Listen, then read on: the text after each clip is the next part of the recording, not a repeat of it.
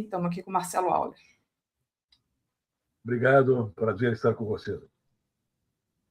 Obrigado, governador, ministro. Eu não sei qual dos títulos que o senhor gosta mais, mas, antes de mais nada, o político gaúcho, um dos mais famosos ao lado do meu amigo Olívio Dutra. Os dois que eu respeito muito aí do Rio Grande do Sul. Grande figura. Grande figura. Nós estamos aqui para conversar sobre todos esses fatos ligando ao Banco Master, o senhor que foi ministro da Justiça, que teve... Marcelo, deixa eu te interromper, antes de você já começar a colocar, porque a Tereza chegou aqui e ela já dá o bom dia. Bora. Bom dia, Tereza, seja bem-vinda.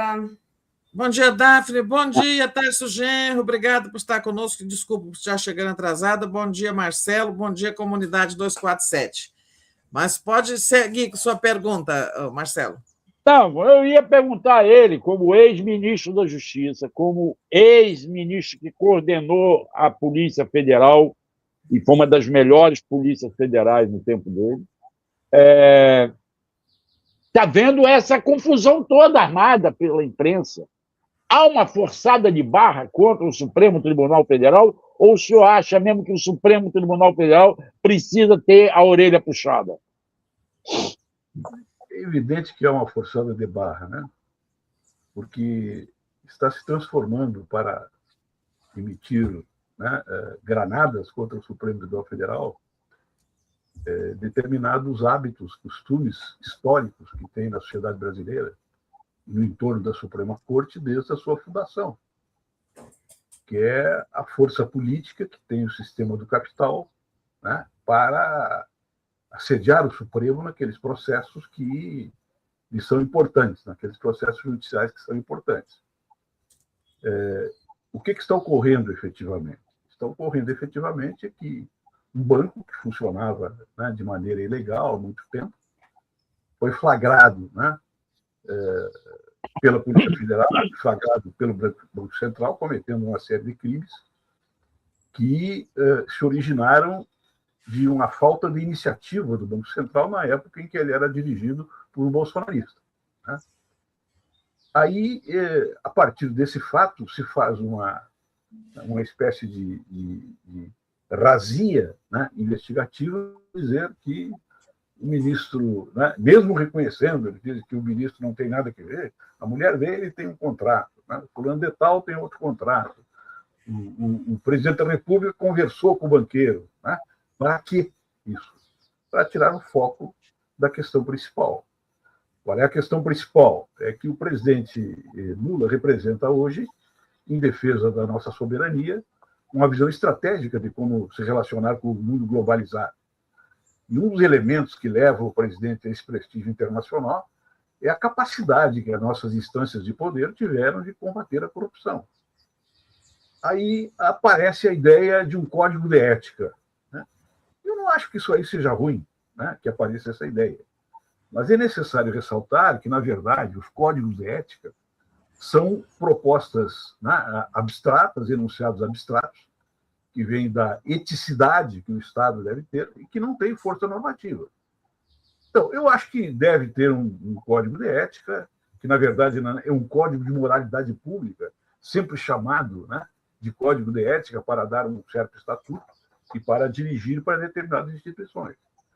Mas se isso não vier seguido de uma profunda reforma, não só no sistema político, como também de vedações, por constrangimentos legais, né, que se faça a todos os agentes públicos, para que não se desviem das suas condutas, das suas funções, isso aí vai funcionar apenas como um momento de ataque ao Supremo Tribunal Federal, que teve a dignidade, né, juntamente com os comandos militares majoritários, de obstar um brutal golpe de Estado fascista, de extrema-direita, misógino, reacionário, que estava assestado contra o país. Tarso, apesar da importância assim, do Supremo para a democracia, nós devemos muito ao Supremo, acho, especialmente ao ministro Alexandre de Moraes, né, pelo abortamento do golpe de Estado. É importante defender o o Supremo, mas esse excesso de assuntos criminais que sobem ao Supremo, você não acha que isso devia ser contido para expor menos ao Supremo, envolvê-lo menos com esses interesses? Por exemplo, está lá julgando esse assunto do banco, isso não podia ser resolvido em outra instância, na defesa do próprio Supremo? Evidente que sim. É evidente que sim. Mas é que essas conexões que o Supremo está tendo para combater o crime organizado estão relacionadas com as funções derivadas da própria Constituição, ou seja, do Supremo como guardião da Constituição. E essa função de guardião da Constituição, ela contém, né, a absorção pelo Supremo Tribunal Federal para julgar os casos que vinculam determinadas personalidades públicas que têm proteção constitucional para serem julgados por aquela corte. Isso aí, na verdade, é característico do enfrentamento da Suprema Corte com as microexceções que vão sendo, né, desenvolvidas pela extrema-direita no Brasil, através de atos muito explícitos, que eu vou relatar alguns deles agora, que obrigam o Supremo a se movimentar. E que, em determinados momentos, o Supremo se acovardou e não movimentou. Por exemplo, vou dar um exemplo concreto. Quando o Bolsonaro foi no microfone, né, elogiar a tortura, dizer que a presidenta Dilma foi torturada, e muito bem torturada, e que ele é favorável à tortura, ele deveria ter sido preso em flagrante. Ou pelo presidente do Congresso Nacional, ou pelo presidente da Suprema Corte. Não o fizeram porque, naquele momento, existia uma hegemonia política, né, que porejava por dentro das instâncias do Estado, que não permitiram que algum corajoso tomasse essa atitude. Muito menos tomou essa atitude o presidente da Câmara e o presidente do Senado, ou o presidente do Congresso, num momento decisivo de evolução do bolsonarismo. Então, nós temos que compreender que o Supremo reage, na verdade, a uma ideologia golpista, violenta, que constitui atos seguidos de exceção. A tentativa golpista em continuidade é um conjunto de microexceções que estão absorvendo o Estado brasileiro no seu sistema de defesa, né, contra o arbítrio e contra a violência, que repercutem no Supremo. Então, nós temos que, sim, superar essa etapa. Mas temos que superar essa etapa, por exemplo, dando uma demonstração cabal da força da lei contra aqueles que estão, né, na origem, né, das emendas secretas, das emendas PICs, né, da destruição, né, de uma relação harmônica entre os três poderes, absorvendo, por exemplo, né, a dominação sobre o orçamento público. Então, nós estamos vivendo, na verdade, um momento de transição para um futuro ainda indeterminado. Mas esse futuro ainda indeterminado não será feito, né, não será processado de maneira democrática se a Suprema Corte não for defendida, né, pelas instâncias políticas democráticas do país, porque foi ela que, na verdade, né, se opôs e enfrentou o golpismo organizado. E isso está na base de toda essa agressão contra o Supremo. Eu vejo alguns jornalistas dizerem, não, ajudar, né, o Supremo denunciar também as suas mazelas. Até pode ser. Mas por que não o fizeram no momento em que os congressistas de extrema-direita defendiam a tortura, a violência e o golpismo? Né? Por que não tiveram a mesma energia para combater, né, esse tipo de processamento político que levaria o Brasil a um estado de exceção estabilizado? Essa é a questão que você coloca como questão de fundo hoje para o nosso país. Sim.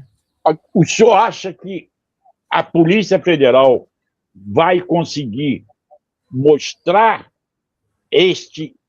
desvendar esta operação toda e trazer as respostas que a sociedade pede sem interferência política? Só acredita que isso vai se dar? Porque está todo mundo dizendo assim, não, o Dias Toffoli errou, ele propôs perito, ele propôs isso, ele pediu para que fosse interrogado dentro do Supremo. Agora, O que eu tenho visto, e eu tenho visto como leitor, porque não está saindo muita coisa, é que está andando a investigação. Está andando. Estão até vazando. Agora mesmo, a Folha está dando detalhes da agenda da diretora de controle e risco do BRB. Entende? Ou seja, está vazando informações da investigação. Como é que o senhor vê o trabalho da Polícia Federal aí? Que eu, pessoalmente, confio muito, digo de passagem, tá? Eu confio porque eu sou também responsável por essa conduta. A partir das ações do Márcio Tomás Bastos, das minhas ações no Ministério da Justiça, nós transformamos a Polícia Federal numa polícia de Estado, e não numa polícia de governo.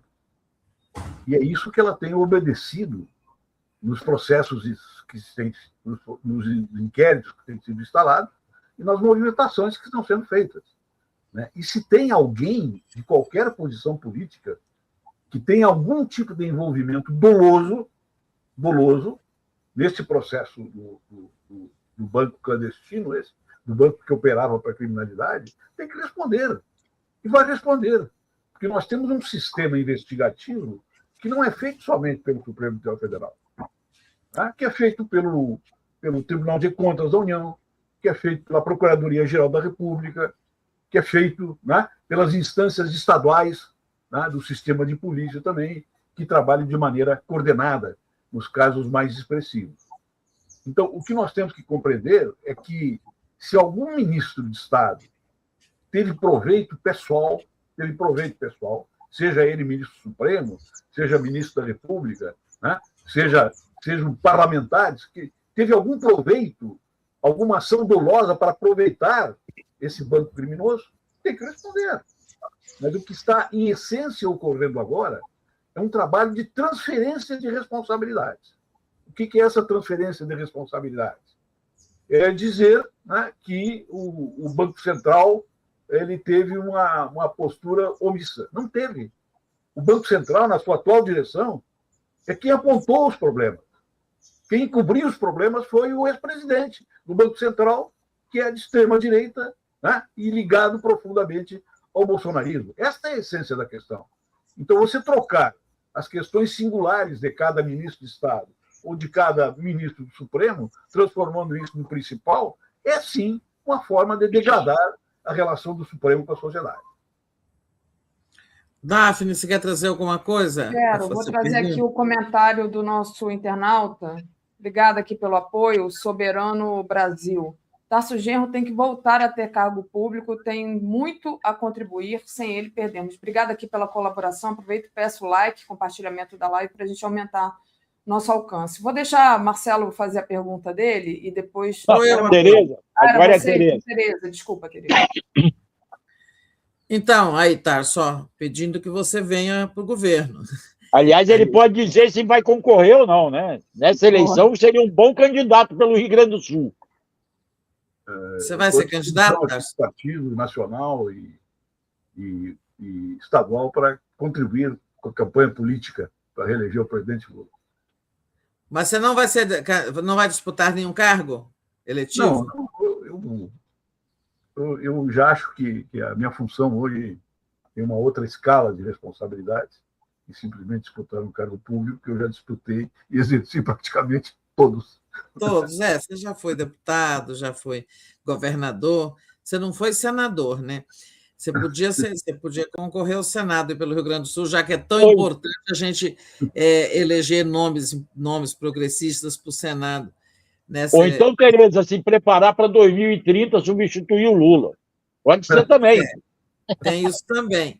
Mas deixa eu fazer a minha pergunta, que essa aí não valeu, era curiosidades sobre o destino do Tarso. Então, ele não vai ser Soberano Brasil, ele não vai disputar cargo público, mas vai estar lá contribuindo para a reeleição do Lula.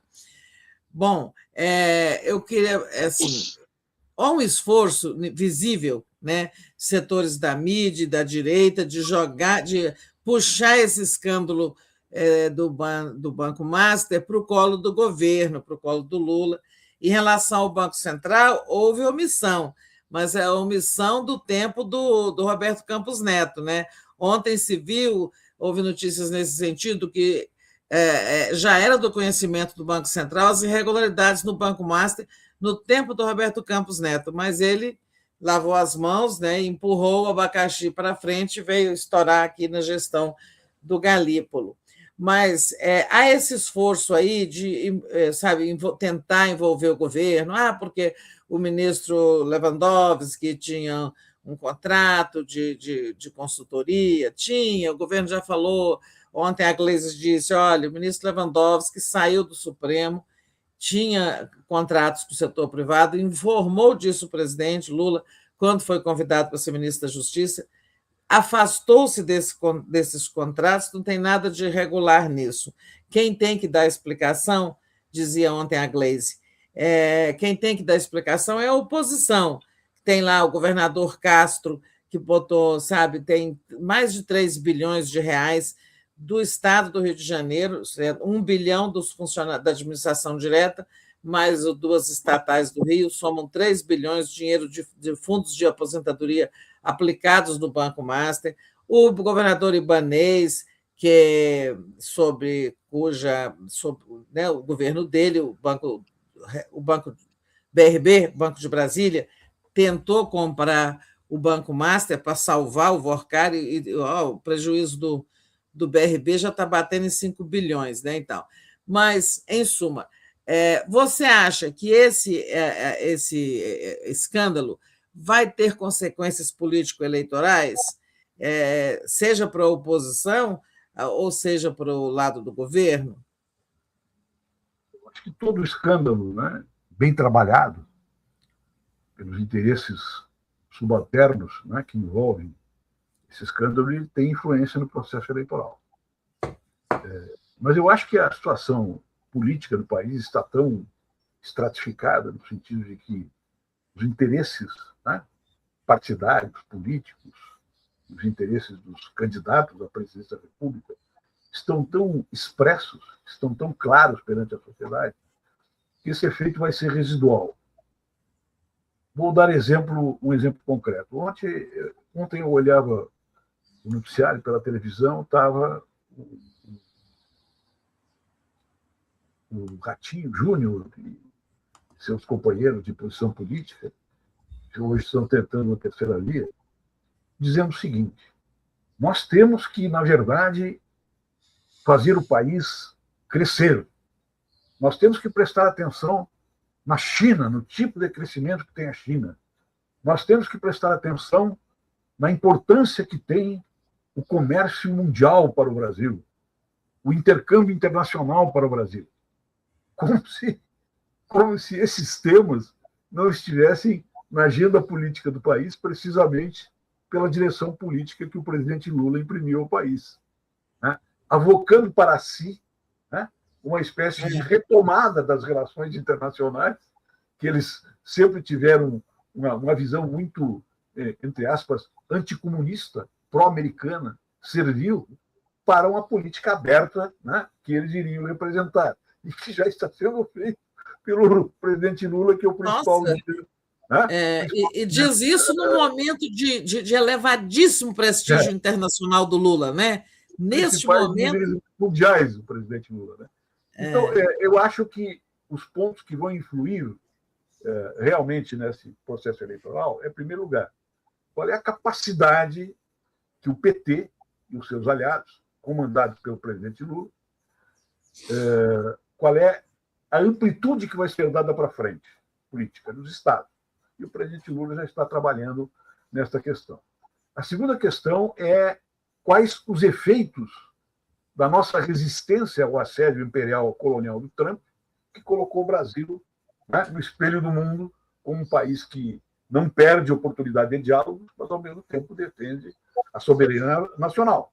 E separa as questões ideológicas mais imediatas das relações internacionais necessárias para o país poder se integrar na nova ordem mundial, na nova ordem geopolítica, inclusive, de uma maneira soberana, né? Essas duas questões vão ser chaves, porque essas duas questões que separam o cinismo da traição de uma política justa em defesa dos interesses do povo brasileiro. Então, o cinismo é o que está representado por essa tentativa de terceira via, né, que é apenas um apelo para que a extrema-direita venha apoiar um candidato de direita. Né? Esse é o cinismo. Né?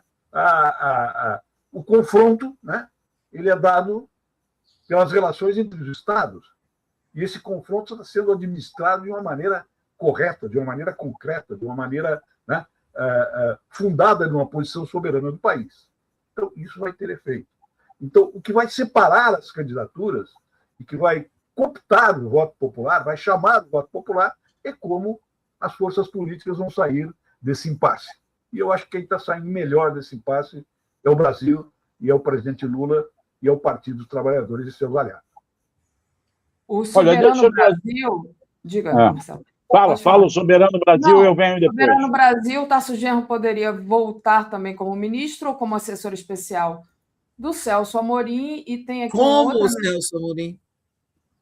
Como o Celso Amorim. Obrigada, Tereza.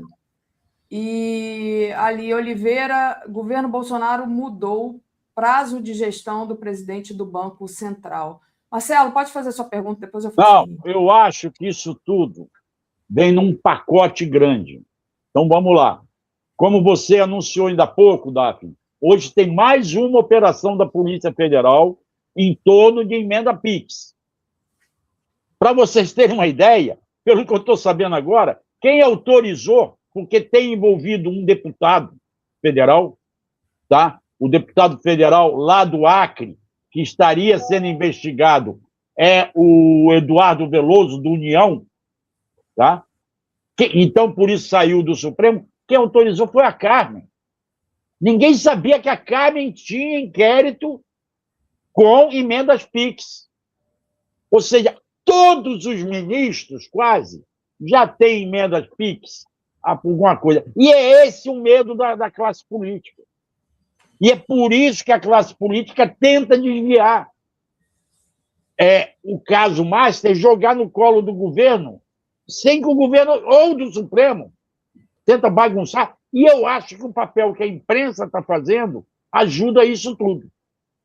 Na verdade, há um medo grande da onde vão levar estas investigações das emendas PIX, que precisam, como o governador Tasso já falou, mudar esse quadro. Não pode o Congresso sequestrar o orçamento. Certo, Domingos? Ontem eu assisti uma conversa na Globo News, onde se manifestava, né, a jornalista que coordena os debates e o Guedes. Eu faço uma separação entre o Guedes e a jornalista que comandava os debates, que revelam duas posições sobre a crise. A jornalista que comanda os debates, ela disse o seguinte: tem um cheiro de mensalão no ar. O ambiente que está se formando é um ambiente de mensalão. O Guedes, de maneira ponderada, disse o seguinte: olha, não tem nada contra o ministro. O Guedes aí é o jornalista Otávio Guedes. Exatamente, o Otávio Guedes. Diz, olha, não tem nada contra o ministro Lewandowski. Você pode criticar o sistema que se formou no Brasil, de que os grandes escritórios contratam ministros de Estado, depois que saem do governo, os conselhos, agora agrego eu, os conselhos dos bancos que pegam os ministros da Fazenda, e não tem nenhuma vedação disso aí. E um período aí de proibição que é muito pequeno. Isso aí deveria ser proibido por lei. As relações parentais que os grandes escritórios de advocacia estabelecem com o Supremo, e as relações, né, de afeto pessoal, elas são, vamos dizer assim, uma característica dos grandes escritórios em Brasília. Grandes escritórios em Brasília que, no aperto, são procurados pelas grandes empresas, inclusive pelas grandes empresas de comunicação, né, quando vão tentar se aproximar, né, de uma parte da Suprema Corte para defender os seus interesses. Agora, querer atribuir, né, ao Supremo atual a instauração desse hábito não só é de uma hipocrisia extrema, como também faz uma defesa, né, uma defesa prévia de tudo que aconteceu até agora no entorno, né, desse grupo de 40, 50 grandes escritórios que controlam, né, a relação política com o Supremo Tribunal Federal. e que não tem nenhuma norma que proíba isso. Então, tem que, desse código de ética que está sendo propagado pelo ministro Fachin de maneira adequada, na minha opinião, e defendido por eminentes juristas de São Paulo, né? Tem que sair daí propostas normativas de conduta que impliquem em configuração de delitos em determinados casos. Senão isso aí vai continuar, porque isso aí é um modo de existência da advocacia junto aos tribunais superiores, não somente aqui no Brasil, como também em todo o mundo, onde tem restrições bastante fortes, né, em alguns países. Então, nós temos que prestar atenção nesta questão do Código de Ética e dizer isso aí é uma abstração correta, mas isso aí não compromete o comportamento de qualquer ministro que queira desviar da sua conduta. Não só de qualquer ministro, como de qualquer agente público, que deveria estar subordinado a uma normatividade expressa de separação entre os seus interesses privados, tá, da sua família, que eventualmente existam, tá, dos órgãos, tá, de jurisdição do país. Tá? É isso que nós temos que procurar fazer a partir de agora. Trazer normas de conduta que se tornem normas jurídicas, protetivas dos ministros, inclusive, e protetivas da própria instituição. Ô, Tereza, deixa eu só emendar uma coisa aqui no que o ministro está falando. Ministro, eu concordo plenamente com o senhor. Eu acho que tem que ter o código de ética como o Fachin está propondo. Mas eu me lembro de uma coisa, o senhor sabe bem disso, o senhor foi lá do Congresso. Tem conselho de ética, comissão de ética no Congresso, e não funciona. Não age. Tem código de ética para deputados e senadores e ninguém lembra disso. Há atropelos diretos nas regras. Não adianta ter regras. Porque, por exemplo, quando se criou o Conselho Nacional de Justiça, se deixou claro que os ministros do Supremo não estariam subordinados ao Conselho. Sim. Como pode? Marcelo, deixa eu fazer uma observação. Nós temos um brocardo, né, latino no meio da nossa profissão, que é ius orictur ex fato. A lei, a justiça, segue os fatos. Nós tivemos, nos últimos 30 anos, uma mudança completa na natureza do Estado. Todos os Estados em todo o mundo, com exceção das superpotências, estão subordinados às suas estruturas financeiras localizadas no seu Banco Central. O Banco Central é o receptáculo do poder do capital financeiro sendo exercido sobre a vida estatal e sobre a vida pública em geral. Isso se acelerou nos últimos 30 anos e surgiram situações novas. E essas situações novas determinam a forma através da qual os interesses do grande capital financeiro refletem em todas as instâncias da justiça. Na primeira, na segunda, no Supremo, tá? Nos tribunais regionais e assim por diante. E isto determina um novo tipo de aproximação das empresas com os órgãos judicantes.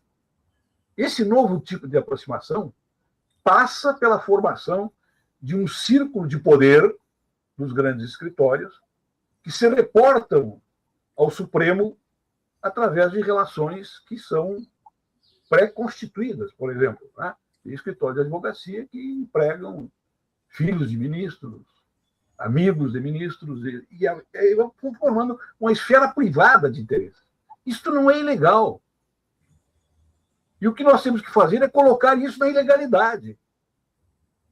Porque isto é um processo de criminalização nova do poder de Estado, que está sendo feito através do domínio do capital financeiro sobre a economia global, sobre a vida estatal e sobre a vida pública. Então, se nós não criarmos barreiras de contenção, na verdade, isso vai continuar existindo. Isso aí não é uma má-fé dos advogados. Isso aí não é uma má-fé, né, das pessoas que lá trabalham. É uma determinação concreta de uma forma de poder que o grande capital exerce de uma maneira superior aos poderes que exercia na época da civilização industrial clássica.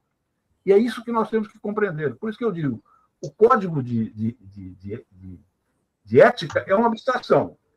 São valores universais que estão colocados ali. Se esse código de ética não for transformado em normas de advertência e normas punitivas para quem permite esse tipo de aproximação, que é uma aproximação que é legal hoje e termina sendo legítima, nós vamos continuar padecendo dos mesmos problemas. Agora, querer jogar para cima de um ministro, de outro ministro, um comportamento atípico em relação a isso, que a sua esposa trabalha ali, outra trabalha ali, isso é cinismo. Isso aí ocorre desde o Império, desde a formação da Suprema Corte no Brasil. Então, a atuação, inclusive, sobre o poder legislativo, né, punindo, mas punindo de maneira severa, aumentando as penas, inclusive, aumentando as penas para quem, né, exerce esse controle ilegal e criminoso sobre o orçamento público, através das emendas PIX, por exemplo, é uma questão de contenção desse tipo de influência. Né? Quando as estruturas de corrupção que vão se formando nos poderes vão se aproximando, né, cada vez mais do dinheiro, cada vez mais do orçamento, e assim por diante. E nenhum poder de Estado foge a essa regra. Tem que criar novos tipos penais para que isso aí, para que um código de princípios éticos possa ter algum efeito na sanidade das políticas públicas do Brasil. Então, é o seguinte, de acordo com o que você fala, a gente vê o capital, especialmente o capital financeiro, captura o judiciário, né? Ou vai capturando o judiciário através desse modelo de negócio dos grandes escritórios, captura o legislativo através dos lobbies e de eleição e outras vantagens. Em suma, a gente sabe, né, das relações espúrias entre parte do legislativo e, às vezes, captura o executivo. Né? É difícil que o Estado se desvencilhar, se blindar contra essas apropriações, né, do grande capital. Mas o que eu queria era o seguinte: nós exploramos o Tarso jurista, eu queria explorar um pouco a sua percepção, fina percepção política. Você falou aí, você caracterizou como cinismo o lançamento, a apresentação ontem de 3 governadores, né, filiados a um único partido agora, com a filiação do Ronaldo Caiado ao PSD, e o PSD, um partido que está lá no governo do Tarcísio, mas também está aqui no governo do Lula, e o PSD apresentando esses 3 como possíveis candidatos, como alternativa da direita, como alternativa ao bolsonarismo, que tem o Flávio Bolsonaro como candidato. Você caracterizou isso como cinismo, e queria que você falasse mais disso, e como é que você vê essa operação de ontem, né? Essa iniciativa. Isso é uma espuma flutuante que vai passar, tem apenas o objetivo aí de, sei lá, organizar as forças políticas para fazer mais bancadas, ou daí pode sair um candidato efetivo para disputar ali a presidência no final, para tentar ultrapassar o Flávio Bolsonaro. Como é que você vê o futuro dessa jogada? Eu quero dizer, em primeiro lugar, que essa movimentação desses 3 líderes políticos é totalmente legítima, né? Tentar formar uma unidade para apresentar um candidato de direita aqui no país. Eles dizem direita democrática, eu digo nem tanto. Né? São líderes políticos de direita que têm, inclusive, uma relação afetiva com o bolsonarismo, uma relação intensa com o governo Bolsonaro, de lá para cá. Né? Mas podem fazer isso e são legítimos para fazer. O que eu digo que é cinismo é dizer que isso, como estão dizendo determinados operadores na mídia, que isso é a tentativa de formação de uma terceira via. Não é uma terceira via. O que seria uma terceira via no Brasil? Seria uma via centrista, né? Democrática, que tivesse a capacidade de apresentar propostas tanto para a direita democrática como para a esquerda, né, representada aí na candidatura do Lula, para participar de uma campanha política ou para participar de um governo. Isso não está ocorrendo. O chamado centro aqui no Brasil, o que se tem como centro, na verdade é uma grande estrutura fisiológica de controle orçamentário e de emendas PIX e de instauração, né, de um parlamentarismo perverso para se apropriar de dinheiro público. É isso que é o centro. Que atende pelo apelido de centrão, né? E que não é um centro político, é um centro fisiológico, né? E se autodenomina como centrão, né? Foi fundado já há bastante tempo. Então, o que nós precisamos compreender aqui no Brasil, na minha opinião, com todo o respeito que eu tenho a todas as forças políticas democráticas, né, que estão trabalhando dentro do Estado de Direito, só não tenho respeito ao bolsonarismo, que é golpista, extremista e fascista. Né? Nós precisamos de um centro doutrinário no país, um centro que tenha um programa de governabilidade para o país e que seja um programa comprometido com a democracia e com as instituições do Estado de Direito. Vou dar um exemplo concreto. Né? No Estado de Direito formal que nós vivemos, tem um Estado de Direito material também, que tem uma importância bastante grande num país como o nosso, mas dentro do Estado de Direito formal, nós chancelamos o princípio da desigualdade perante a lei. Como é que nós chancelamos? Exatamente por permitir que a influência das forças econômicas, hoje dominadas pelo capital financeiro, se transformassem num elemento vital de obter atendimento às suas demandas pela Suprema Corte. Isso é feito por um número bastante razoável, 40, 50 grandes escritórios que tem em Brasília. Qualquer empresário de boa fé, de má fé, se tem algum problema no Supremo, ele vai buscar um escritório que tenha influência perante os ministros do Supremo, pelo menos para ser ouvido. Isso é natural, porque o Estado de Direito formal ele chancela a desigualdade perante a lei. Como é que chancela essa desigualdade perante a lei? Quem tem condições, por exemplo, de pagar uma equipe de advogados para ser ouvido no Supremo, ele está numa situação diferente. Normalmente, né? Não sempre, mas normalmente, numa situação diferente daquele pobre condenado, né? Por roubar um batom de uma farmácia para chegar ao Supremo e eliminar uma condenação que ele sofreu. Então, o Estado de Direito admite isso, porque o Estado de Direito é também um promotor da organização e da estabilidade dos privilégios. Isso é característica do Estado de Direito que veio da Revolução Francesa. E nós vivemos dentro do Estado de Direito que guarda com muito carinho essas desigualdades. Como guarda as desigualdades, né, para distribuir os direitos fundamentais. Os direitos fundamentais de um pobre não são respeitados como os direitos fundamentais, né, de uma pessoa, né, de alto poder econômico. Basta ver como é que um policial entra na casa de um pobre e como é que ele entra na casa de um rico. Né? Ontem mesmo estava circulando, né, uma informação sobre isso. Então, nós temos que compreender, se nós estamos comprometidos com o Estado de Direito, nós temos que, por dentro desse Estado de Direito, mostrar mecanismos de redução dessas desigualdades perante a lei.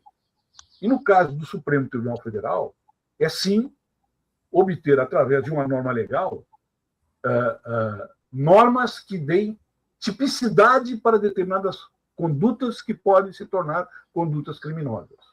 Se não fizer isso, o código do Fachin, ou o código do pessoal de São Paulo, vai ficar no vazio, porque é uma mera recomendação de natureza moral. Aliás, nós estamos tratando, não é da ética pública, nós estamos tratando da moralidade pública, né?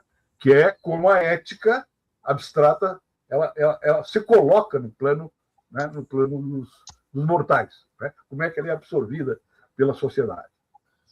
Então, nós temos muito a fazer, nós não podemos nos impressionar, né, com esta campanha que está sendo feita pela imprensa, por determinados setores de imprensa, por determinados comentaristas, nem todos, né, de toda a imprensa tradicional, para relativizar a importância do Supremo.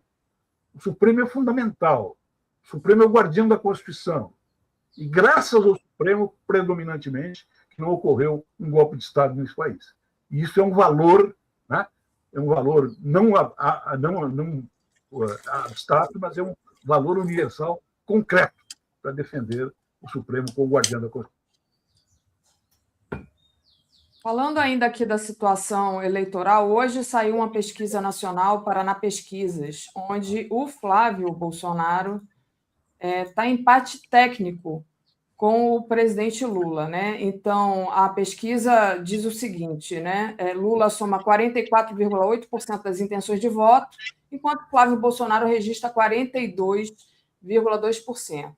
Considerando a margem de erro de 2,2 pontos percentuais, o resultado caracteriza empate técnico entre esses dois candidatos. Queria saber como é que o senhor avalia uma pesquisa dessa, é uma pesquisa nacional da Paraná Pesquisas, e o timing também dessa pesquisa e apontando esse empate técnico aí, governador.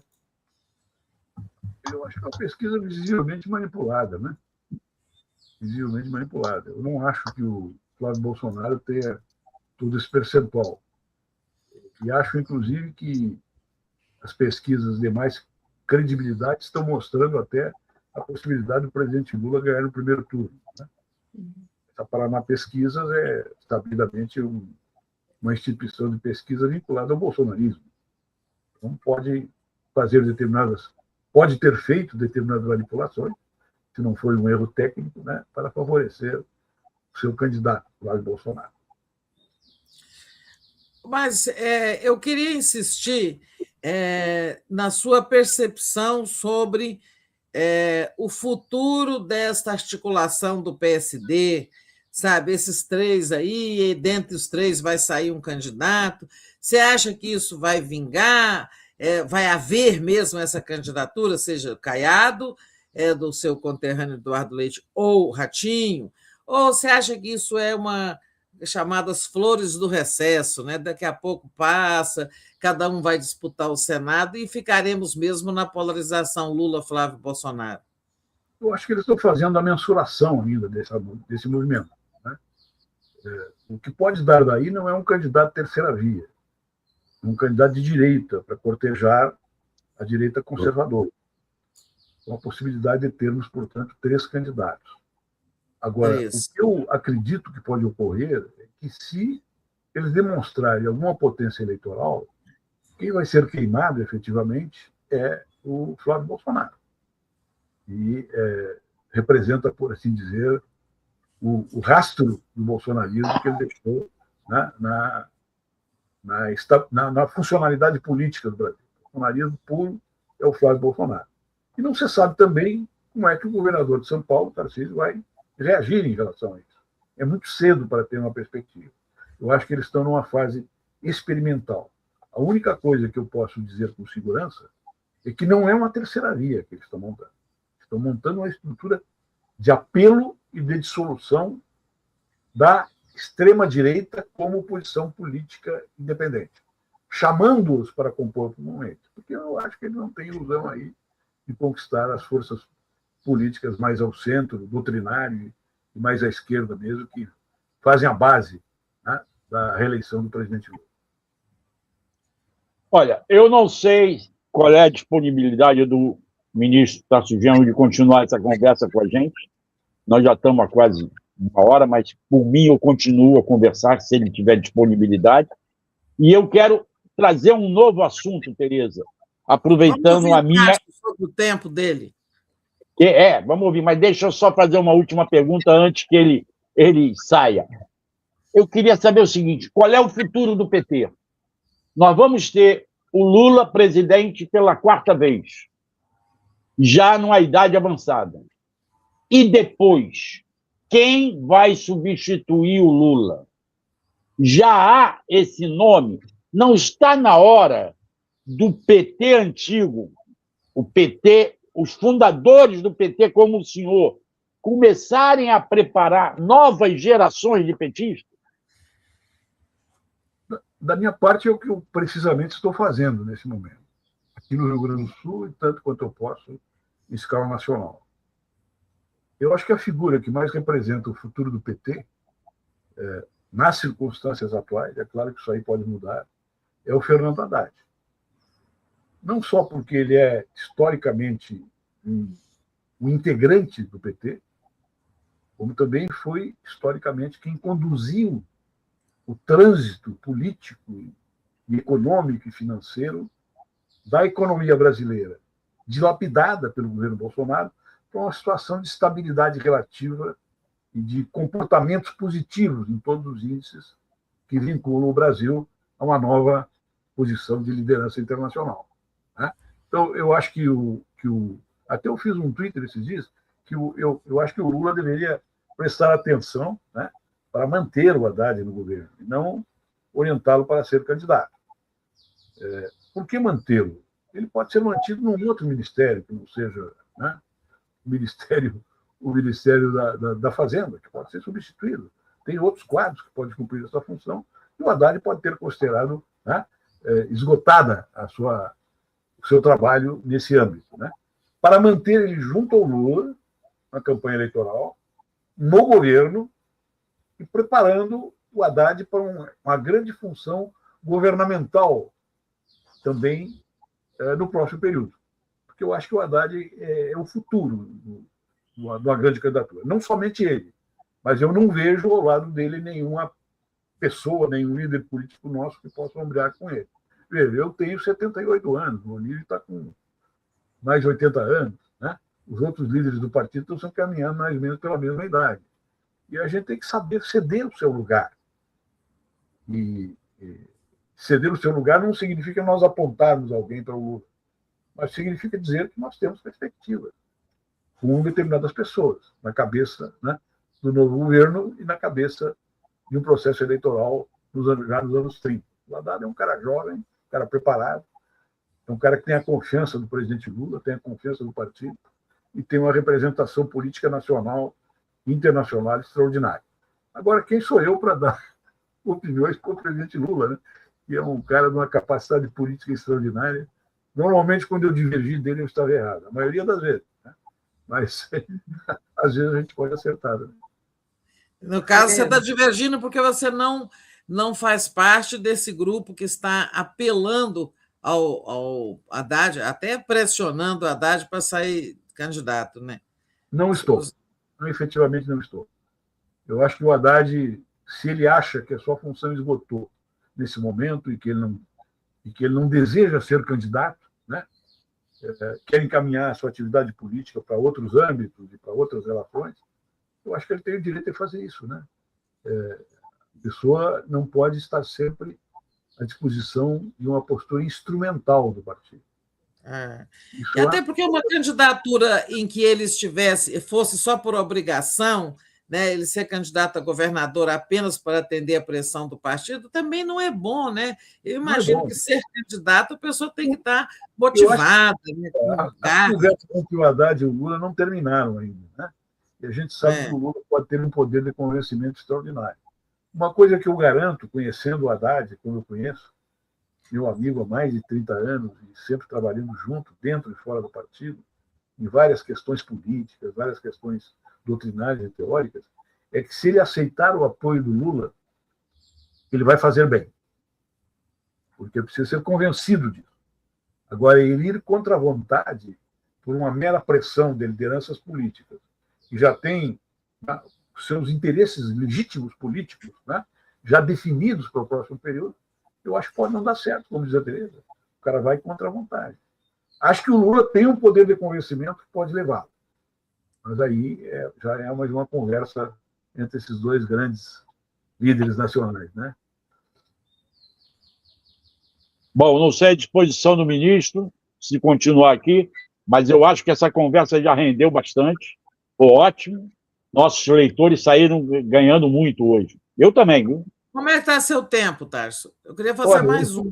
Meu tempo está esgotado, né? Porque o Marcelo Auler me enganou, né? Me manipulou, na verdade. Não, mas a culpa foi. A culpada sou eu. Porque não, é uma manipulação benigna. Porque ele faria entrevista com você num horário dele de 8h40 às 9h e eu pego às 9h. Eu falei, então vamos emendar, porque o Tarso tem muito conteúdo para a gente ficar só com 20 minutos. Então, na verdade, a manipulação foi minha. Mas está ótimo, foi uma ótima conversa. Eu só queria, assim, rapidamente, que você expressasse aí uma visão sua sobre esse terrível quadro internacional, este Trump, sabe, destrambelhado desse jeito. O presidente Lula, num momento de grande, né, prestígio internacional, todo mundo quer falar com ele, teve lá ontem, lá no Panamá, na CELAC e tal, mas administrando isso com muito cuidado, a gente percebe que o Lula não quer cutucar a onça, sim, né, porque temos também que evitar que o Trump resolva meter as patas aqui na nossa eleição. Em suma, o quadro lá dentro dos Estados Unidos muito ruim também, né? O movimento de insatisfação lá muito grande. Uma rápida visão sua sobre essa dramática situação internacional. Olha, vou tentar fazer uma síntese a partir de um exemplo, né? Alguns dias atrás, o presidente Trump recomendou aos fundos europeus, né, que não se desfizessem dos títulos do Tesouro Americano, porque ele iria afrontar, ia tomar medidas contra isso, interferindo diretamente aquilo que eu estou dizendo do capital financeiro, interferindo diretamente na ordem financeira, econômica dos países. Isso disse há alguns dias. Ontem, um fundo sueco colocou no mercado 8 bilhões de dólares. Devolveu títulos públicos americanos, vendeu títulos públicos americanos. Uhum.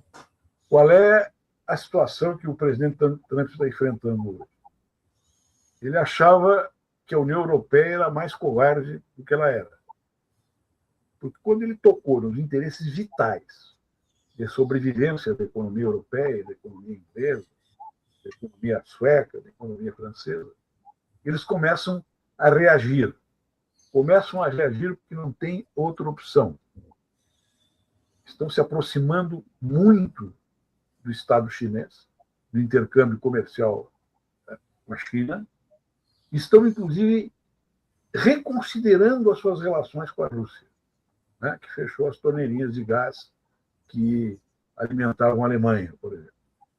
Então, eu acho que a política do presidente chegou num limite. E essas concessões que ele está fazendo, né, coordenadas com ofensivas mais violentas ainda contra os países que têm relações diplomáticas e comerciais com ele, já é um esgotamento. Daqui para diante, ou ele cede ou ele vai à guerra. E eu acho, sinceramente, que ele, hoje, pelo menos, não está em condições de enfrentar uma guerra mundial, né? Seja por drones, seja por novas tecnologias, seja pelo número e qualidade dos seus armamentos, seja pelo domínio dos mares e dos ares. Né? Então, o que se espera desse ano é que, com essa ofensiva que o presidente Lula está fazendo, juntamente agora com outros países europeus, na América Latina, né? Nas suas relações com a China, nas suas relações com o Oriente Médio, que o Trump fique escorado apenas nas monarquias árabes, né? Que ajudam a suprimir e matar palestinos, né? Desde o começo daquele genocídio. Eu acho que a situação do Trump não é mais a mesma no início do seu governo. Está se isolando, sendo isolado, né? E pode recuar, pode recuar. Tomara, porque também não é mais possível, né, ele avançar mais no autoritarismo, nas violências, essas coisas. É o que eu digo, né? Daqui para diante, para ele aumentar mais, ele tem que ir na guerra. Já saiu um boato, inclusive, a semana passada, que ele ia bombardear o Irã. Eu tinha recebido uma informação de um amigo meu que mora lá é muito ligado aos democratas e mora lá em Washington, né? Centro político, conjunto de relações lá. Então, eles vão atacar provavelmente a semana que vem. Seria essa semana. Eu acho que não vão atacar mais. Com essas respostas que a Europa está dando para as arbitrariedades que ele tem feito no comércio internacional. E mesmo internamente teve recuos nas últimas horas em relação àquela ofensiva anti-imigração lá, né? ICE, violências contra imigrantes. Ele deu uma recuada, destituiu lá o tal do bovino, né? Bovine. Mas foi ótima a conversa, então, Tasso. Muito obrigada. Agradeço aí, agradeço. É um grande prazer. Eu espero que o recuo venha antes de que ele ataque Cuba, porque ele está ameaçando Cuba, inclusive cortando o petróleo de Cuba, que é necessário. Sim. Isso é o mais preocupante atualmente. Mas espero que ele recue antes de fazer essa loucura total. Para a América Latina, isso é uma questão chave, né? Se ocupar Cuba, ele já demonstra que as suas relações com a América Latina, de dominação, né? O que ele chama o seu quintal, ela não tem limite. Eu acho que ele vai pensar 2 vezes antes de fazer isso. Um abraço a você. Muito obrigado, ministro. Tchau. Tereza, muito obrigado também por ceder seu horário aí.